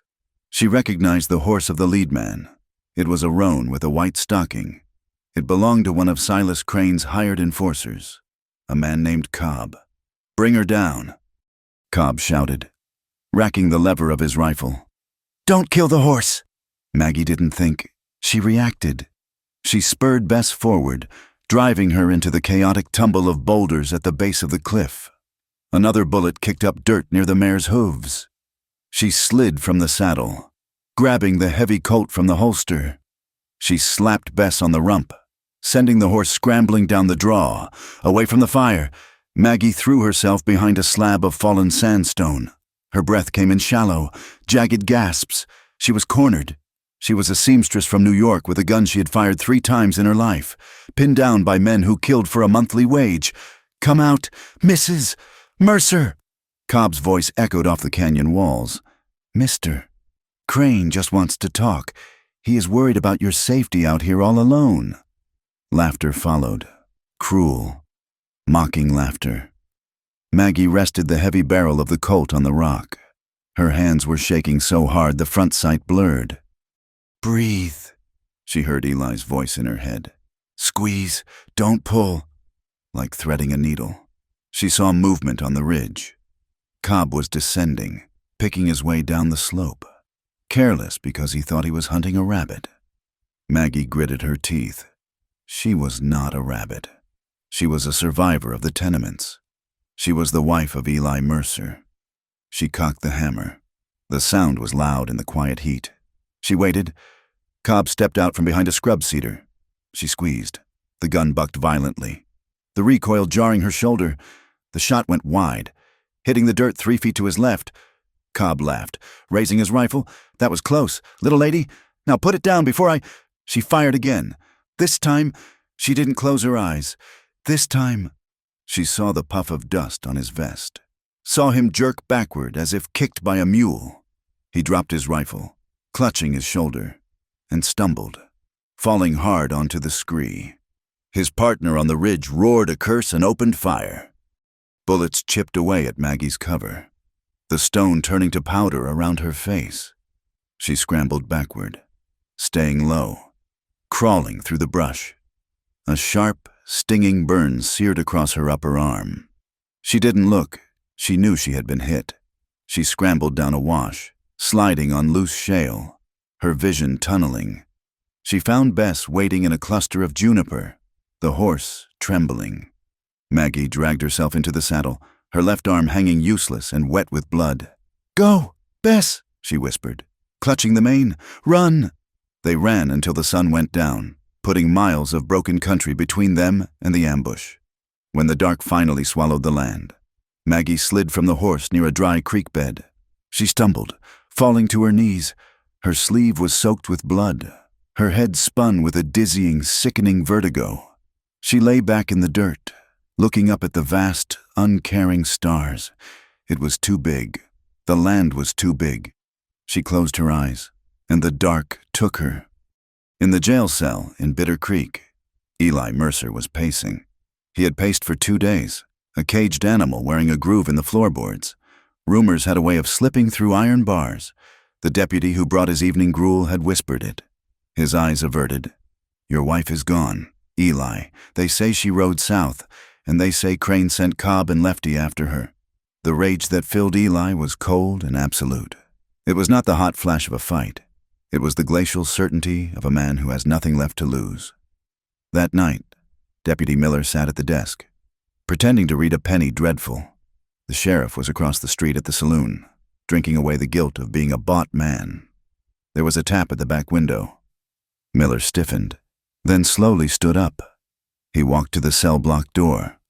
"I'm going to check the perimeter," he said to the empty room. He unlocked the back door and walked out, leaving the keys on the desk. A moment later, the back door opened again. It was Gus. He moved quietly for an old man. He picked up the keys. Eli stood at the bars, his hands gripping the cold iron. "Horse?" Eli asked. "Tethered in the alley," Gus whispered. "Unlocking the cell. Your rifle is in the scabbard. I brought the bay you like, and a fresh horse for her." Eli stepped out. He did not look back at the cell. He placed a hand on Gus's shoulder. "If I don't come back, the ranch is yours to manage. Keep the men paid. You bring her back. Eli, that is all that matters." Eli slipped out into the night. He rode out of town using the dry washes to hide his dust, heading south. He rode with a reckless speed, trusting the moon and the memory of the land. He knew where she would go. He knew the road to Granite Peak. He found the site of the ambush the next afternoon. He found the blood on the rocks. It was dried and black in the heat. His heart stopped. He touched the stone, his fingers trembling. It was a small smear. Too much for a scratch. Not enough for a kill. He saw the tracks, a horse running hard, a rider slumping. He tracked her for 10 miles. He found her at dusk.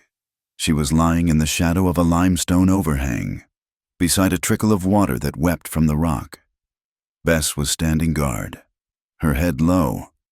Maggie was pale, her skin the color of old parchment. Her coat was matted with blood on the left side. "Maggie!" He threw himself off his horse before it had fully stopped. He scrambled up the slope, falling to his knees beside her. She opened her eyes. They were glassy with fever, but they cleared when they saw him. "Eli?" she whispered. Her voice was a dry rustle, like leaves blowing over stone. "I am here," he choked out. He pulled her into his arms, mindful of her wound.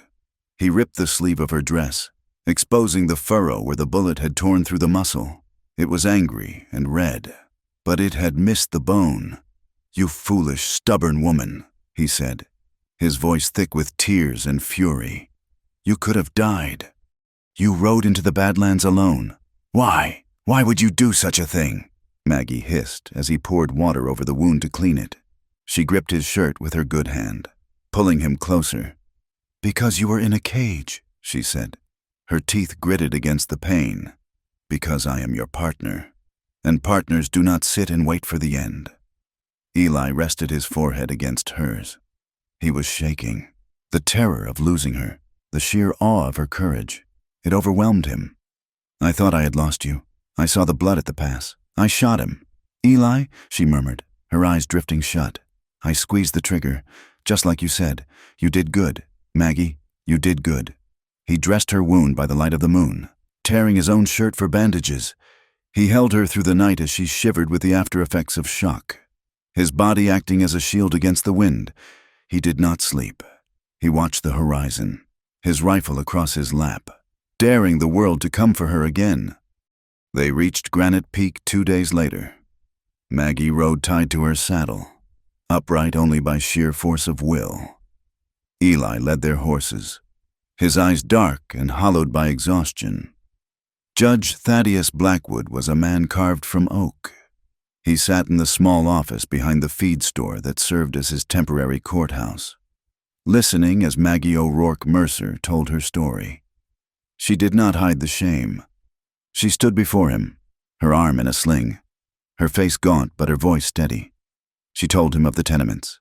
She told him of the sewing shop. She told him of the landlord who called himself a protector, and the sister who burned in a locked room because she owed money to men like Silas Crane. She told him of the ranch, of the cut fences, of the fires, of the threats to have her arrested for her past to leverage her husband's land. I have run from men like this my whole life.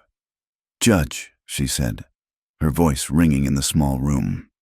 I ran until I found a place that was big enough to be free.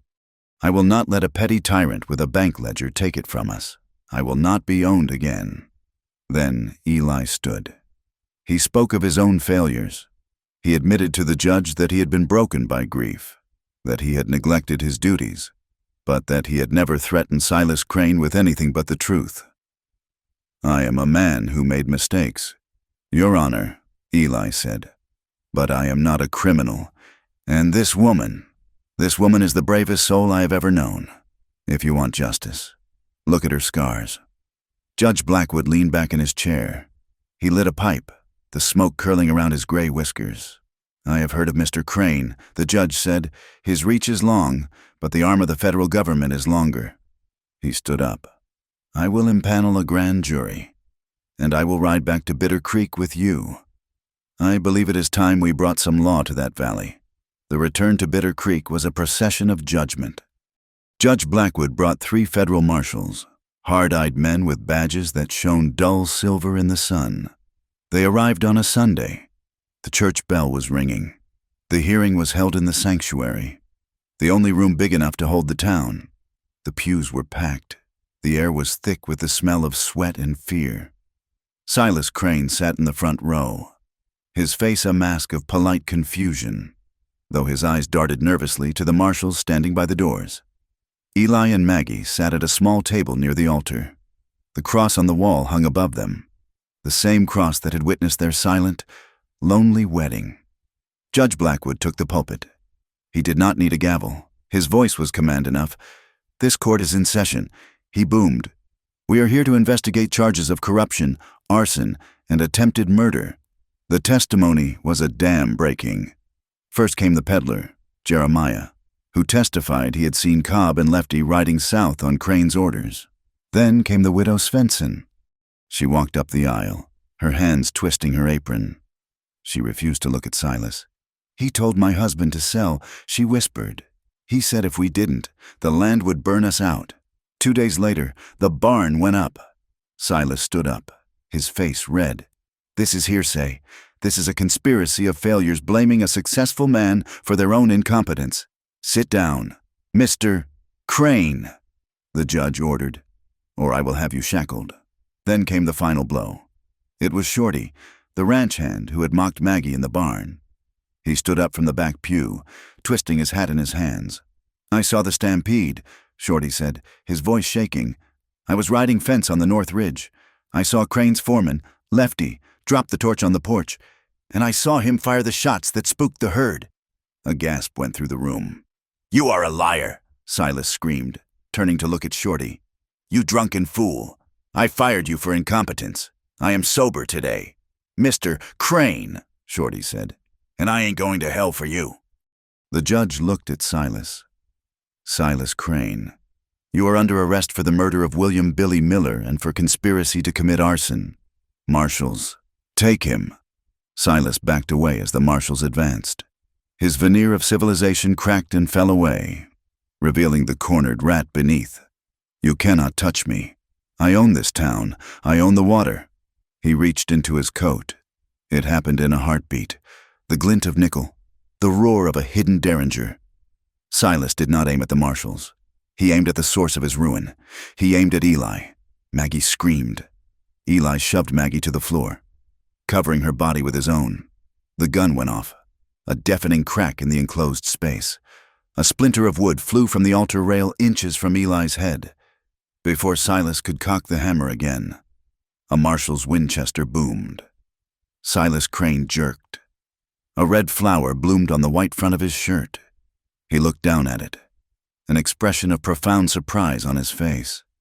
He looked at the town that had feared him, at the woman he had tried to buy, and at the man he couldn't break. He crumpled to the floor of the church, dead before he hit the planks. Silence filled the room. It was absolute. The dust motes danced in the shafts of light coming through the high windows. Eli slowly lifted his head. He checked Maggie. She was pale, shaking, but unharmed.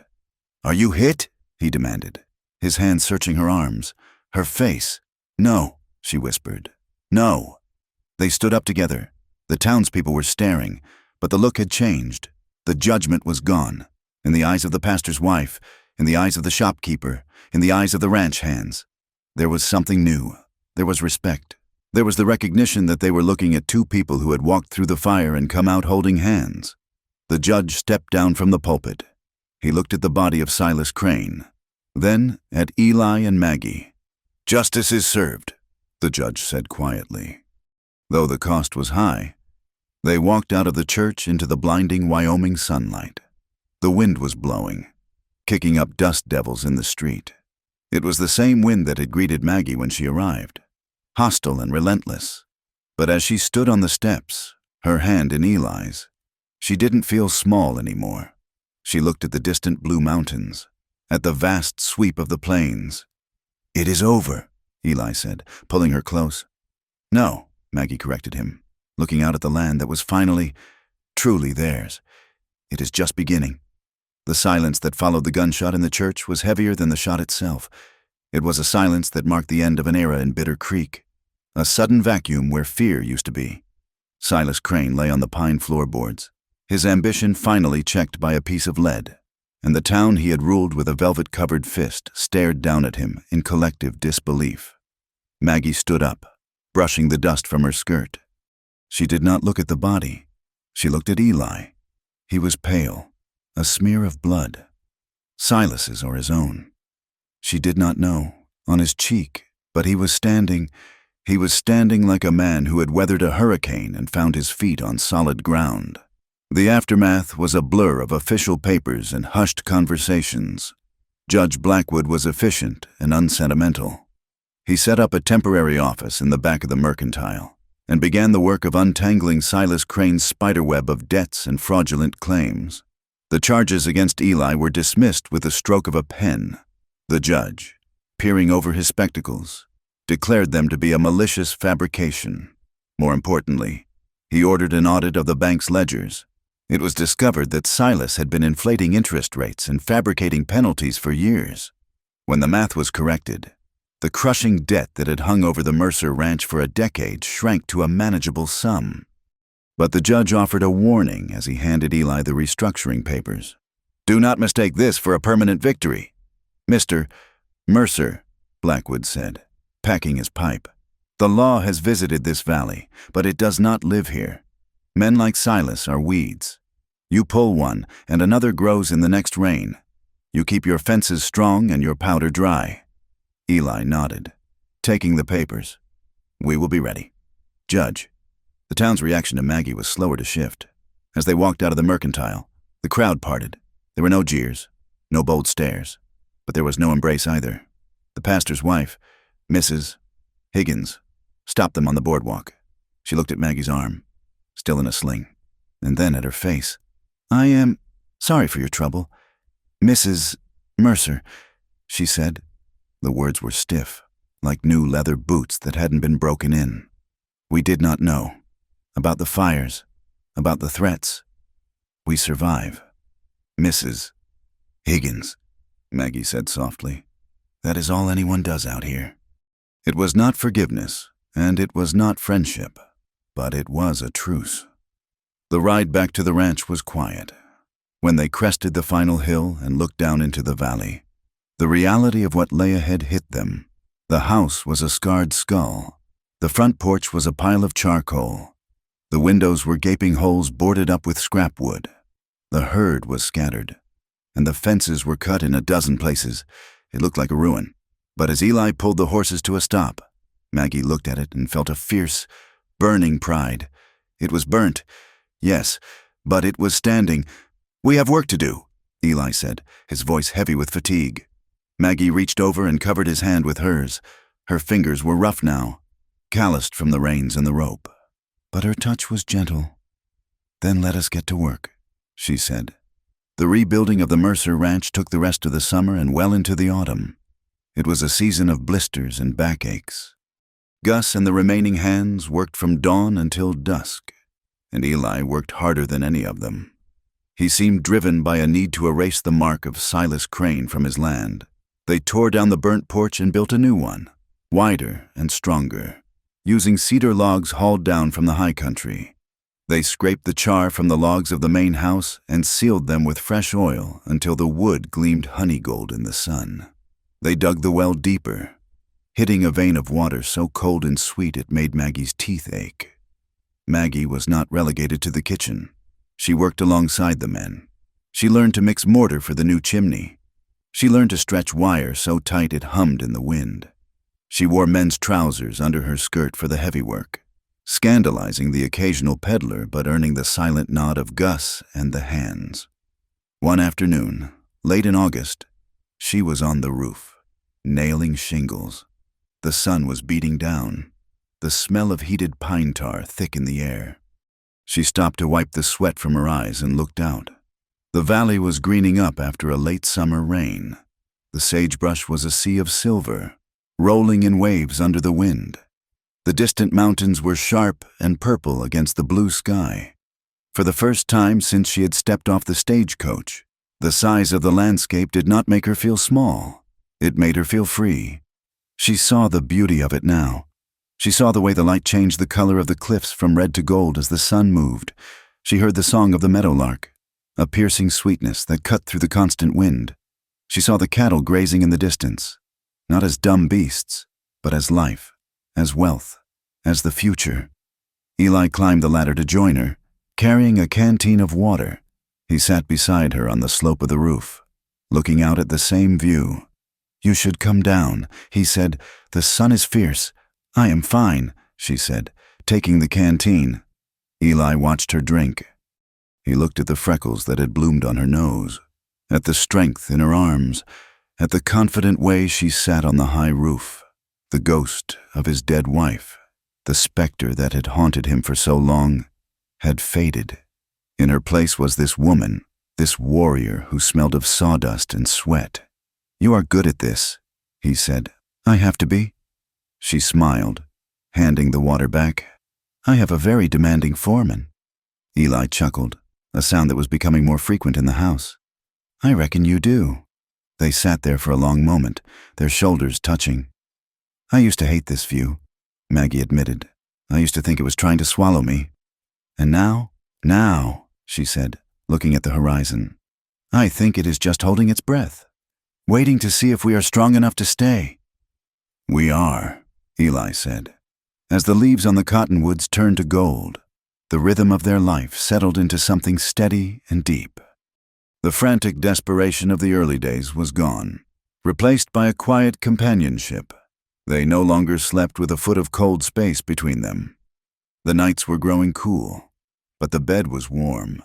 They claimed each other with a passion that had lost its edge of fear, but none of its intensity. It was a slow, savoring love now. They made love with the windows open to the night air, not caring if the wind heard them. They were husband and wife, partners, lovers, and friends. In the evenings, after the chores were done, they would sit in the parlor. The new wallpaper was a cheerful yellow, bought from the catalog with the first profits of the restructured loan. Eli would clean his guns or mend tack, and Maggie would read aloud from the book she had ordered. Dickens, mostly, or poetry by Tennyson. One rainy night in October, a wagon rattled into the yard. It was the Swensons, the family whose homestead had burned. They were moving on, heading to Oregon. But they had a passenger they could not take with them. "He is a stray, Mr. Swenson explained, standing awkwardly in the kitchen, holding his hat. "Found him hiding in our root cellar after the fire. Says his name is Toby. Says his folks died of the fever on the trail last winter. We cannot feed another mouth on the road. Eli, we barely have enough for our own." Eli looked at the boy. Toby was perhaps 10 years old, skinny as a rail, with hair the color of straw and eyes that were too old for his face. He stood by the door, shivering in a coat that was 3 sizes too big, waiting to be sent away. Maggie looked at him, and her heart stopped. She saw the hunger in his shoulders. She saw the terrified stillness of a child who expects the world to hurt him. She saw her sister, Sarah, standing in the cold of a New York street. She dropped the dish rag she was holding and walked over to him. She knelt down so she was eye level with the boy. "Hello." "Toby," she said. The boy did not answer. He stared at her boots. "Do you know how to peel potatoes?" she asked. The boy blinked, surprised by the question. "Yes, ma'am." "Good," she said, standing up, "because I have a bushel of them, and my husband has an appetite like a bear. If you help me with supper, you earn a seat at the table. Does that sound fair?" Toby looked at Eli. Eli looked at the boy, then at Maggie. He saw the fierce set of her jaw. He saw the love that had nowhere to go, suddenly finding a target. "It sounds fair to me." "Son," Eli said, "put your bag in the bunkhouse, but you sleep in the loft tonight. It is warmer." Toby stayed. He was not a talkative child. He worked hard, desperate to earn his keep, terrified that one mistake would put him back on the road. But slowly, under Maggie's relentless warmth, he began to thaw. She mended his clothes. She cut his hair. She taught him to read in the evenings, her finger tracing the words in the Bible while he sounded them out. She treated him not like a servant, but like a sacred trust. One evening, Toby dropped a heavy crock of milk. It shattered on the floor, sending white liquid splashing across the clean wood. The boy froze, curling his shoulders in, bracing for a blow. Maggie didn't yell. She didn't raise a hand. She simply sighed. "Well," she said, "the cat will be happy." She handed him a rag. "Help me clean it up, Toby, and watch for the shards." Toby looked at her, his eyes wide. You ain't gonna whip me." Maggie stopped. She looked at the boy, and her heart broke for all the jagged edges of his short life. "We don't hit people in this house, Toby," she said firmly. "We fix things. That is what Mercers do." The boy began to cry, silent, shaking sobs. Maggie pulled him into her arms, pressing his face against her apron, rocking him until the shaking stopped. Eli, watching from the doorway, felt a lump in his throat the size of a fist. He realized then that they were not just rebuilding a ranch. They were building a family. The town changed, too. It was slow, like the turning of a heavy wheel. The story of Maggie's ride to Granite Peak had become something of a legend. The men who had leered at her now tipped their hats with genuine deference. They respected grit, and Maggie O'Rourke had more grit than half the men in the territory. The women were harder to win over, but necessity is a powerful bridge. The winter was coming, and it promised to be hard. Mrs. Miller, the blacksmith's wife, came to the ranch one day with a bundle of wool coats that were moth-eaten and torn. "I heard you have a hand with a needle." "Mrs. Mercer," she said, her eyes on the floor. "I cannot pay much, but I can pay in eggs and butter." "I will do it," Maggie said. She sat up late into the nights, her fingers flying over the wool. When she returned the coats, they were better than new. Word spread. Soon, Maggie was sewing for half the town. In November, the invitation came. The quilting circle met on Tuesdays in the church vestry. Mrs. Higgins sent a note, formally inviting Mrs. Eli Mercer to join them. Maggie was terrified. She dressed with painstaking care. When she walked into the room, the conversation died. 12 pairs of eyes turned to her, but she did not look down. She walked to an empty chair, sat down, and pulled her needle from her case. "I brought my own thimble," she said into the silence. "Mrs." Higgins smiled, a small, genuine cracking of her severe face. "That is good, Mrs. Mercer. We are working on a Star of Bethlehem pattern. It is tricky. I like tricky patterns," Maggie said. And just like that, the circle opened, and she was let in. She was not fully one of them. She would always be the woman from New York, the woman with the shadow of a past, but she was no longer an outcast. She was a neighbor. The winter came and went, fierce and howling, burying the ranch in 4 feet of snow. But the house was tight. The woodpile was high. And the three of them, Eli, Maggie, and Toby, sat by the stove, safe and warm, listening to the wind that could no longer hurt them. Spring arrived with a riot of wildflowers. The valley exploded in color, bluebells, Indian paintbrush, and the yellow blaze of arrow-leaf balsam root. One evening in May, when the work was done, Eli saddled 2 horses. "Come with me," he said to Maggie. "Where are we going?" "Just ride." They rode up the trail behind the house, climbing higher and higher until they reached the ridge that overlooked the entire valley. The sun was setting, a magnificent collision of orange and purple and blazing gold. Below them, the ranch lay spread out like a map. The house was glowing with the warm yellow light of oil lamps. Smoke curled lazily from the chimney. In the corral, the cattle were lowing softly. They could see Toby walking along the fence line, a stick in his hand. The old ranch dog trotting faithfully at his heels. It was a picture of peace. It was a picture of a life that had been fought for, bled for, and won. Maggie reined in her horse. She leaned into Eli, her leg brushing against his. Her heart felt so full it was almost painful, a sweet, aching pressure in her chest. She looked at the vastness of the Wyoming sky. It was huge. It stretched from one end of the world to the other, covering everything: the graves, the burnt timber, the new grass, the old scars. "It is too big," she whispered. The words slipped out, an echo of that night in the barn when she had been terrified and desperate. Eli turned to look at her. He didn't flinch this time. He didn't pull away. He looked at her with eyes that were crinkled at the corners with love and sun. "Too big for what?" he asked softly. Maggie smiled. Tears pricked her eyes, but they were not tears of sadness. They were tears of relief. "It is too big for the small stories," she said, her voice trembling. "Too big for the whispers in town. Too big for the shame I carried for so long. Too big for Silas Crane's hate." She looked at him, her gaze locking onto his. "But it is finally big enough," she whispered.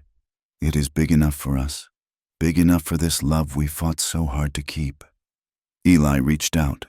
He wrapped his hand around the back of her neck, pulling her toward him. "It is just the right size," he murmured. He kissed her. It was a long, unhurried kiss. It tasted of the wind and the sage and the evening cool. Their bodies pressed together against the saddles, two silhouettes outlined against the dying fire of the sun. If anyone had looked up from the valley floor, they would have seen them. Two riders on the ridge, merging into one shadow. The world had tried to separate them. The snow had tried to freeze them. The fire had tried to burn them. A rich man had tried to buy them. But they were still here. As the first stars began to prick the violet sky, Eli broke the kiss. He smiled at her, a look of pure, unguarded happiness. "We should get back," he said. "Toby will be hungry." Maggie nodded, wiping her eyes. "And we have to check the new calves in the morning." They turned their horses and began the slow ride down the slope, back toward the lights of their home. They talked quietly as they rode. They talked of the harvest to come. They talked of teaching Toby to ride. They talked of maybe, next year, filling the spare room with a crib. They rode into the darkness, but they were not afraid of it anymore. They carried their own light.